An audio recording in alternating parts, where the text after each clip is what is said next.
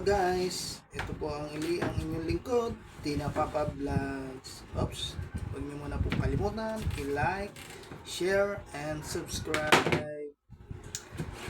Tara, ito po yung aking gagawin. Espada, isda. Yes, nakabili na naman ako ng isda. Oh. Sarap oh. Espada.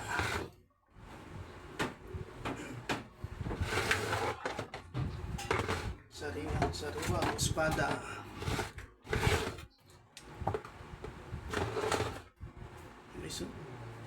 Silver na silver, oh. Sarap naman itong espada na to. Putulin niyo yung ulo, yung uso niya, oh.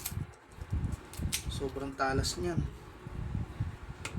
Pag ginibuhay, alam niyo pag umano sa ganito, kunting daplis lang yan. Marado, hiwa. Yung mga ngipin niya, no? Grabe, no? Talas-talas niyan. Kala nyo, ano yan, no?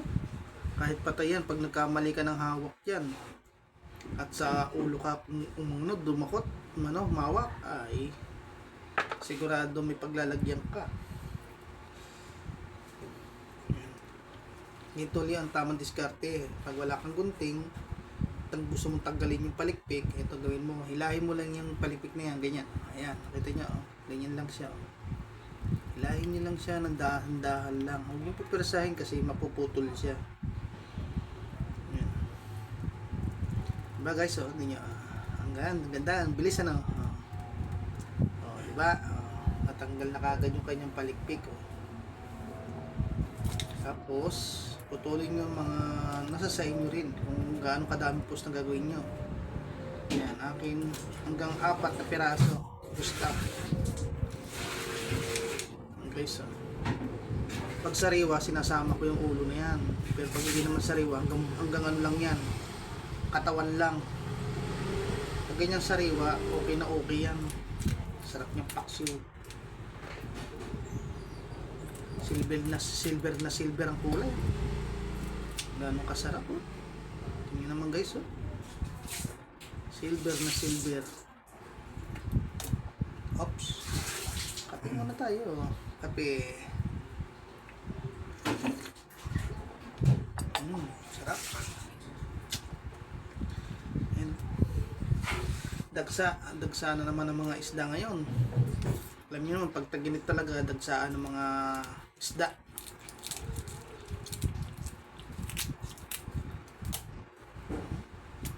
Yan naman katalas ng mga ano niya, oh. Alam mo rin siyang hindi na rin nalalayo sa mga ahas.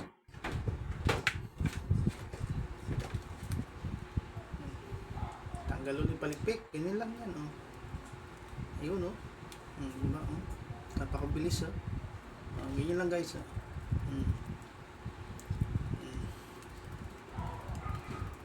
Yeah, oh. Isang diretso lang, ano, okay na. Pero pag may gunting kayo at gusto niyo naman ng ano, guntingin niyo. Ganun lang 'yon.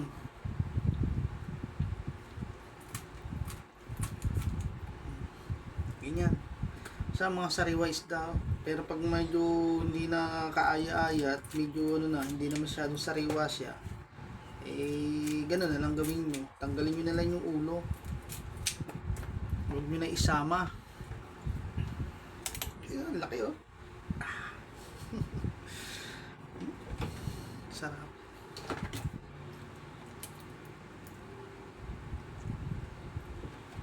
May kinain pa, oh. Tingnan mo guys, oh.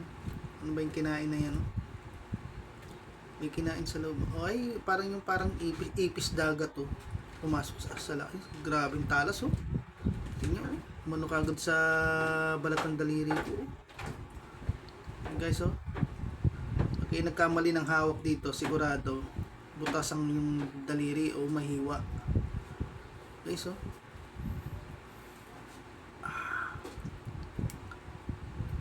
Ayan.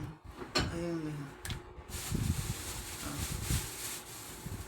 May ipis dagat kung tawagin.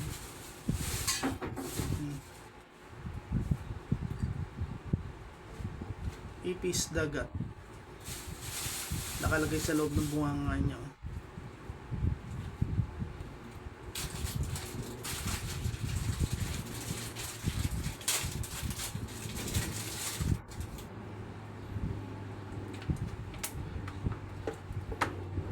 Ito pa oh.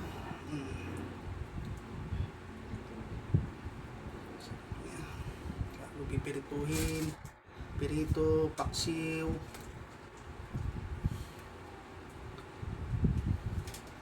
Sarap yan. Bago pag may natirang prito, sarsyado, sa kamatis, may itlog. Yan po ang masasarap dyan na pag nababahaw yung prito. Sarsyado, kamatis, sibuyas, lagyan nyo ng itlog. Okay na, may sabaw na.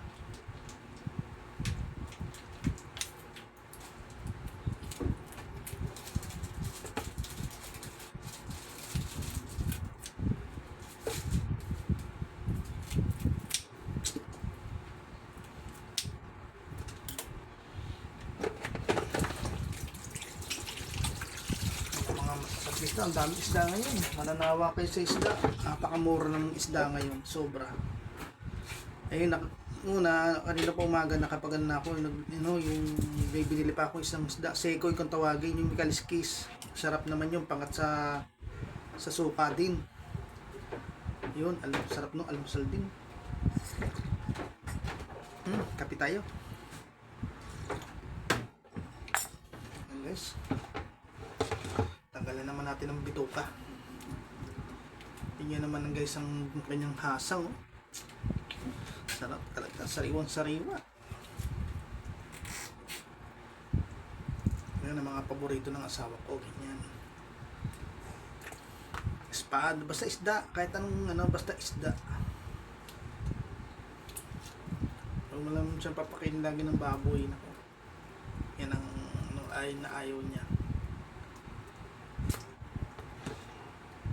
Sarap naman, sariwan naman talaga yung isda.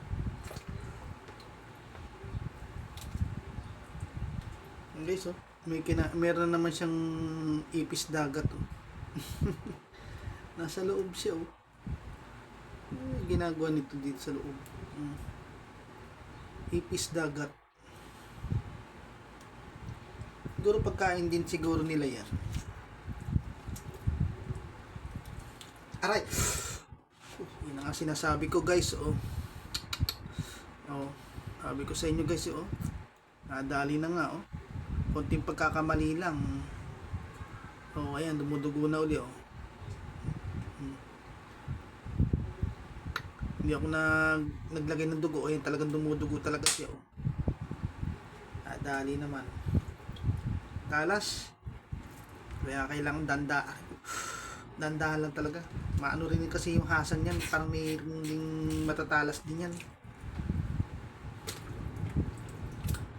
Dali na nga. Nag-iingat-ingat na, nadali nga. Ganyan po ang espada. Lalo't buhay na buhay yan. Ay naku, hindi nyo basta-basta makahawakan ng ayos yan. Kung sanay sa dagat at marunong ka, alam na nila yan kung paano pagkuha ng paghawak ng espada. Ang hawak po lagi natin dyan sa espada po ay hindi rin sa buntot, hindi rin sa ulo, kundi sa pinaka ng batok na sa may ganito. Tulog sa inyo. Yan.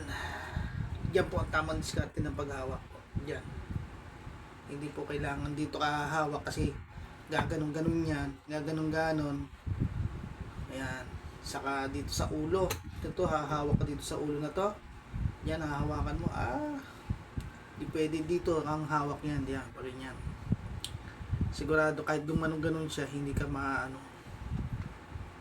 yan po yung paghawak ng pagbuhay.